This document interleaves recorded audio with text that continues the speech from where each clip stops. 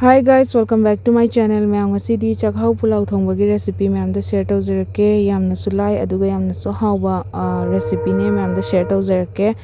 Hojik se Chak Hao se na nungdang dagi smain cheng se tingchelaga thamame nungdang chupa aduga nongalaga ising badan si thokre. Ado hojik se smaina ghi ngaktana pulao se horasu dum yai ado mustard oil khara hape aduga ghi chamas amaka hape ado mayam na dum mayam gi yumda hinjang thonga chanaba thau do adudum hapiro aduduga jira ahan bada khara sok do nabagi hape jira se hapaga 15-20 second muk jira se khara mulak pafau smain thammani aduga gajar hapchale ilaichi amani khak thadalaga smain hapchare beans hape motor sangba hapninga su hapiu mayam na mayam gi apam apamba vegetable singdo khala khala ga sum hapiu yam haubane sumaina aduga sumaina colorful organa chabada sudum ubada su haure aduga chabada sudum haure ado ina sumaina garam masala se long ilaichi dalchini se sok tobo matam da hapning mane ado sumaina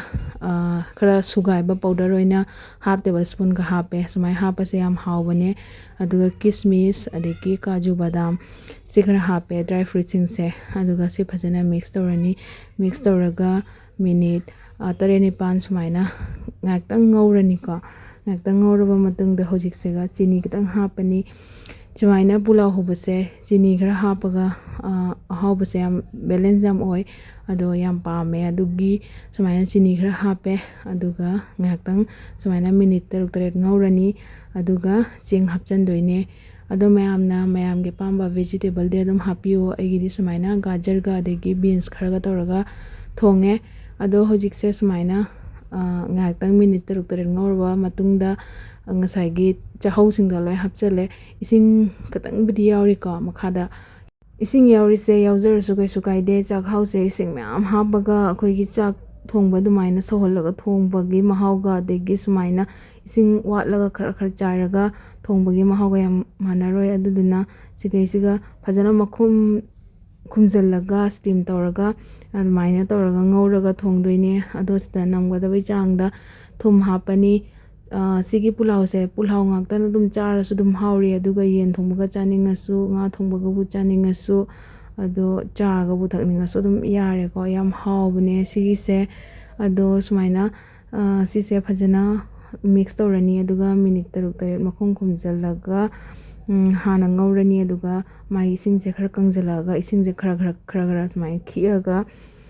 sise steam tawraga mulla adum mundoine do ising di yamna hapoi ado sumaina khara munjala kanda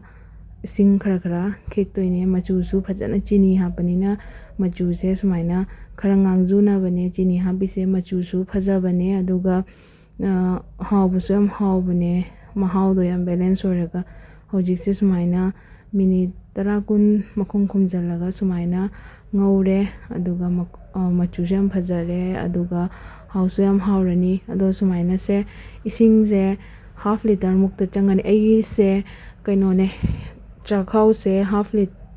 kg ne aduna si se half liter mukti dum sing se changani ko marak ta sumaina khara khiaga ngawdoine amuktang da mayam hapchanda bida amuktang mayam hapchaladi mayam Chak Hao se munbadu su yam jangna munbane aduduna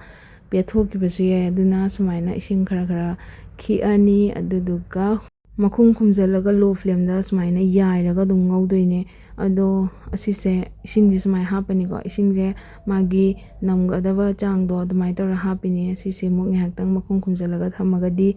adum yarani last ki oina aduduga sumaina marak da adum sise 20-30 minute muk 30-35 minutes muk te dum changbane sumai thongbase aduga yam so haubane mayam manam nushiraga mayam thonga chara khangani adong tang try to view tawdaba leiragadi aduga sise hojik se mulle sumai oire Chak Hao Pulao se yam haubane mayam su soidana tang try to view aduga taste to kamaina fange habido mayam comment ta khangan biramo yamna haubane mayam su soidana hauna sumaina thonga chabiu aduga mayam vegetable se kem hapta bida mayam chini ga degi thum khara dum hapaga su Chak Hao se aina haiba mong se sumain sum ngawba yabane haubane adubu ghee adegi jiran kai kakse ase masala sing se hapaga thongba na hena haubane ꯑꯗꯣ ꯃꯌꯥꯝ ꯁꯣꯏꯗꯅ ꯍꯥꯎꯕꯅꯦ, ꯁꯣꯏꯗꯅ try ꯇꯧꯕꯤꯌꯨ, ꯑꯗꯨꯒ ꯃꯊꯪꯗ ꯀꯔꯤ ꯑꯅꯧ ꯑꯅꯧꯕ ꯔꯦꯁꯤꯄꯤ ꯑꯞꯂꯣꯗ ꯇꯧꯖꯔꯛꯎꯒꯦ ꯀꯃꯦꯟꯇ ꯍꯥꯏꯕꯤꯔꯝꯃꯣ. Thank you for washing.